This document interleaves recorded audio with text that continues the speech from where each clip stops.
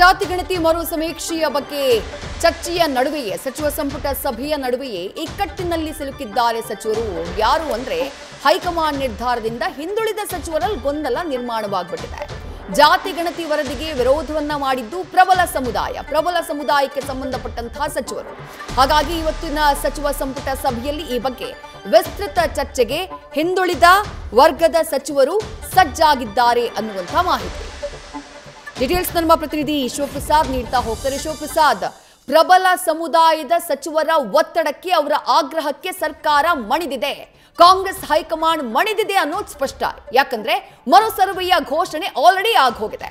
ಹಾಗಾಗಿ ಹಿಂದುಳಿದ ಸಚಿವರಿಗೆ ಹಿನ್ನಡೆಯಾಗಿರುವುದಂತೂ ಇಲ್ಲಿ ಬಹಳ ಕ್ಲಿಯರ್ ಆಗಿ ಕಾಣಿಸ್ತಾ ಇದೆ. ಇವತ್ತಿನ ಸಚಿವ ಸಂಪುಟ ಸಭೆಯಲ್ಲಿ ಏನ್ ಚರ್ಚೆಯನ್ನ ಮಾಡಬಹುದು, ಅವರ ನಿಲುವು ಏನಾಗಿರಬಹುದು ಅಂತ ಹೇಳಿ ಶಿವಪ್ರಸಾದ್. ಖಂಡಿತವಾಗಿಯೂ ವಿದ್ಯಾಶ್ರೀ, ಜಾತಿ ಗಣತಿ ವಿಚಾರ ಕುರಿತಂತೆ ಆರಂಭದಿಂದಲೂ ಹಿಂದುಳಿದ ವರ್ಗದ ಶಾಸಕರು ಮತ್ತೆ ಸಂಘಟನೆಗಳು ಸರ್ಕಾರದ ಮೇಲೆ ಒತ್ತಡವನ್ನ ಹಾಕಿದ್ರು. ಈ ವರದಿಯನ್ನ ತಾವು ಒಪ್ಕೊಳ್ಬೇಕು ಎಂಬತಕ್ಕಂಥ ಆಗ್ರಹವನ್ನು ಕೂಡ ಮಾಡಿದ್ರು. ಈಗ ಹೈಕಮಾಂಡ್ ಮರು ಸರ್ವೆಗೆ ಸೂಚನೆ ನೀಡಿರೋದ್ರಿಂದ ಈಗ ಸಚಿವರಿಗೆ ಈಗ ಗೊಂದಲ, ಒಂದು ರೀತಿಯ ಇಕ್ಕಟ್ಟಿನ ಪರಿಸ್ಥಿತಿಗೆ ಸಿಲುಕಿದ್ದಾರೆ. ಈಗಾಗಲೇ ಅನೇಕ ಶಾಸಕರು ಇರ್ಬೋದು, ಅನೇಕ ಹಿಂದುಳಿದ ಸಂಘಟನೆಗಳು ಕೂಡ ಸಚಿವರ ಮೇಲೆ ಒತ್ತಡವನ್ನ ಹಾಕ್ತಾ ಇದ್ದಾರೆ.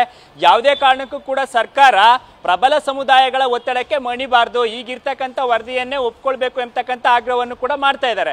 ಈಗ ಹಿಂದುಳಿದ ಸಚಿವರಾಗಿರ್ತಕ್ಕಂಥ ಪರಮೇಶ್ವರ್ ಅವರಿರ್ಬೋದು, ಮುನಿಯಪ್ಪ, ಮಹದೇವಪ್ಪ, ಪ್ರಿಯಾಂಕಾ ಖರ್ಗೆ ಸೇರಿದಂತೆ ಹಲವು ಸಚಿವರು ಈ ವಿಚಾರವನ್ನ ಇವತ್ತಿನ ಸಚಿವ ಸಂಪುಟ ಸಭೆಯಲ್ಲಿ ತಮ್ಮ ನಿಲುವನ್ನು ಕೂಡ ಪ್ರಕಟ ಮಾಡಲಿದ್ದಾರೆ. ಸರ್ಕಾರಕ್ಕೆ ಮತ್ತೆ ಸಚಿವ ಸಂಪುಟ ಸಭೆಯಲ್ಲಿ ವಿಸ್ತೃತವಾದಂತಹ ಚರ್ಚೆಯನ್ನು ಕೂಡ ಮಾಡಲಿದ್ದಾರೆ.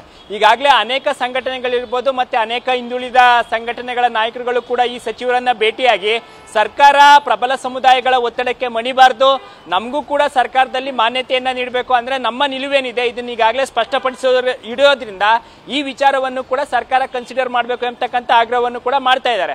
ಹಾಗಾಗಿ ಒಂದು ವೇಳೆ ಏನಾದರೂ ಕೂಡ ಹೈಕಮಾಂಡ್ ಒತ್ತಡಕ್ಕೆ ಮಣಿದಿದೆ ಆದ್ರೆ ಅದು ಬೇರೆಯದೇ ಸಂದೇಶ ರವಾನೆ ಆಗಲಿದೆ, ಹಿಂದುಳಿದ ವರ್ಗಗಳ ವಿರುದ್ಧವಾಗಿ ಸರ್ಕಾರ ನಡ್ಕೊಳ್ತಾ ಇದೆ ಎಂಬತಕ್ಕಂಥ ಅಭಿಪ್ರಾಯ ವ್ಯಕ್ತವಾಗಿರೋದ್ರಿಂದ ಈ ಸಚಿವರುಗಳು ಯಾವ ರೀತಿ ತಮ್ಮ ಅಭಿಪ್ರಾಯವನ್ನ ಸಚಿವ ಸಂಪುಟ ಸಭೆಯಲ್ಲಿ ಕನ್ವಿನ್ಸ್ ಮಾಡ್ತಾರೆ.